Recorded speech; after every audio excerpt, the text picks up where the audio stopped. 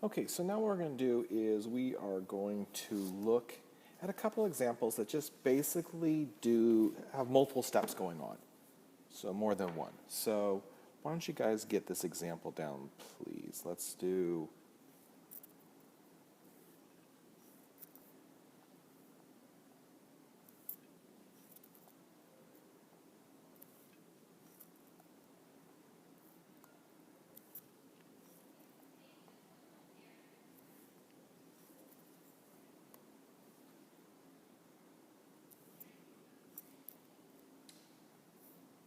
Okay, so again, let's get this example down. So this involves multiple things. So what I'm first going to do is I'm going to simplify the numerator, then simplify the denominator. And that's again by order of operations. So let's simplify the numerator. So in the numerator, right, all I can do is I can take this 2 on the outside, so this guy right here, and all I can do is apply our power property, and that is I'm going to multiply that outside 2 to the inner exponents, getting x to the -6, y to the 6th. And in the denominator, so far there's nothing I can do. Again, the bases are the same, so it's not like I can, multiply them or anything. So again, I'm done at that point in the denominator. So now what I'm going to do is, and I think part of the thing that we can do is to make things easier, is I'm going to just separate this a little bit. So we don't, whether you separate it or not, that's kind of up to you, but it's kind of helpful. So what I'm going to do is I'm going to take my x term and I'm going to separate it from my y term. And of course, you're absolutely allowed to do this. So now I'm going to apply my properties. Well, for the x's, right, these are put to these bases are the same. And so what I do is I subtract their exponents. So this becomes x minus 6 minus 5. And then it becomes, for the other one, again, the bases are the same, so it becomes y to the 6th minus 6. So this becomes x to the -11, y to the 0.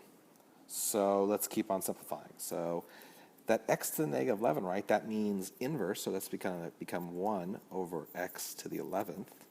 And that y to the 0 is just 1, so this whole thing is just this, 1 over x to the 11th.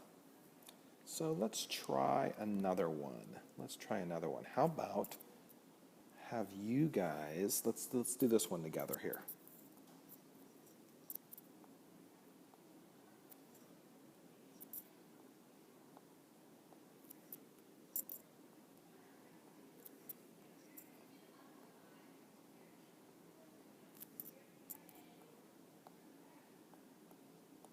Okay, so 7y squared z to the 5th times y to the -4th, z to the -1. That last exponent right there, let me fix it.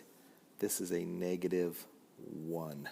Okay, so let's think about what our property says. So, remember, well, actually, let's do a little commutative property. Okay, so let's do a little commutative property. So I'm going to basically just kind of group my terms up a little bit. So the 7 really can't be grouped up with anybody, so it's going to stay by itself.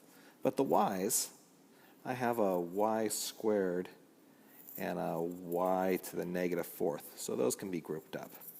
And then I have also a z to the 5th and a z to the -1, so those can be grouped up.